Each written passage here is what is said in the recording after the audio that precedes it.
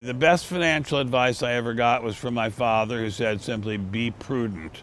I was thinking of buying a very lavish estate on the eastern shore of the Chesapeake Bay, which I would have only used a few nights a year, and my father said, be prudent, and that was good advice.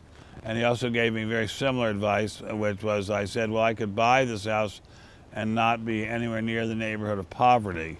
And he said, good, because that's a neighborhood you never want to be in. The best money advice I ever got was from my grandfather, which was, you can't make money if you owe money. So he was a strict anti-debt guy, and I followed it. The first I could pay down or pay off all my debt in my mid-20s, I did, and never looked back. Great advice. Hard to do, though. So when I graduated and I got my first job, one of my professors said that my salary is going to increase dramatically from a student stipend to a faculty position, and that I need to think carefully about the speed in which I want to increase the quality of my life. The temptation is that when you get a salary increase, you want to start buying lots of things that you've been craving, but we know that happiness can go up quickly, and then we get used to it. So the question was, how do you space it out over a long time? So I think it's really about how to think about money as a tool to buying happiness, and what are our intuitions about the relationship with money and happiness? What are the cases where it's right, and what's the cases where it's wrong? The best piece of money advice I've ever been given is to look at every single one of my expenditures and to not think about it in today's dollars, but for future dollars. So for example, if I'm buying something that costs $300, what's the opportunity cost of not having that $300 in my retirement account? Maybe it's $20,000 over many, many decades, and it really helps focus my spending because of it. I want to live big when I'm older, and I'm willing to sacrifice a lot of the sort of mundane things today that I would have spent on otherwise. The best money advice that I ever got was to not be afraid to spend it, which I know is weird because most of the time people say, you need to save, but sometimes to make money you have to spend it, and whether that's paying for college, buying a house, buying a good stock, investing in a business. So I would say not to be afraid to spend it.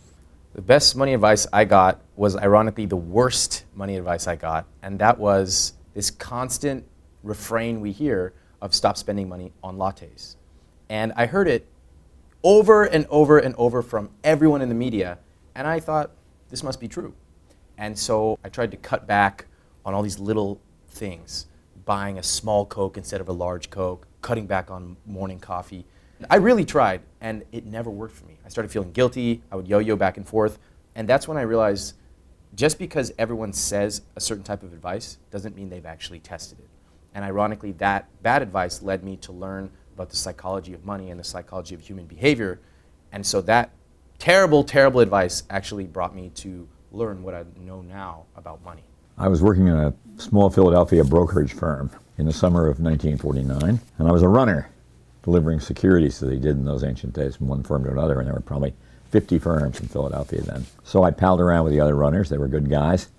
They knew a lot about the business. And one day, one of them, having finally kind of thought they could trust this young college student, said, Bogle, I want to give you the best stock market advice that you've ever had in your life.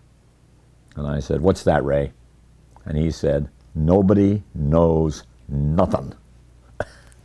And of course, that's by definition true. We're betting against one another. One of us, the bettors, is going to be right. Mm-hmm. One of the bettors is going to be wrong. And the future's not ours to see. Mm-hmm. At least the short-term future, what the market's going to do today, tomorrow, the next year. And nobody has a clue. So that was basically, if you want to call that, I never thought about it this way before, but a quasi-inspiration for the index fund. It seems like it might be now.